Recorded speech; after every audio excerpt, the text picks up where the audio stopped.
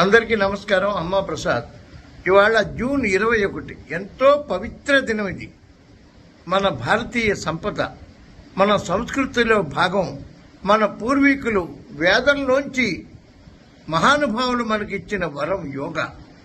ఒక ముఖ్యమంత్రి విద్య, వైద్యం, పరిశ్రమలు, రోడ్లు, ఉపాధి కల్పన, సంక్షేమంతో పాటు మీరు ఉప్పు ఇంత వాడండి, నూనె ఇంత వాడండి, ఈ రకమైన జీవన శైలి అలవర్చుకోండి.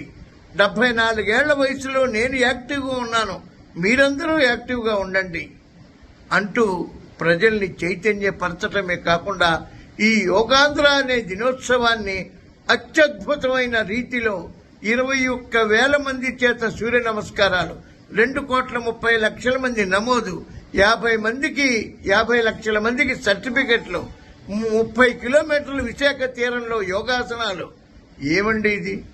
ఇది కదా దార్శనికత, ఇది కదా అనుభవం, ఇది కదా విజన్. కాదని ఎవరైనా అనగలరా? చంద్రబాబు నాయుడు గారికి శిరస్సు వంచి ధన్యవాదాలు తెలియజేస్తున్నాను. అమ్మా ప్రసాద్.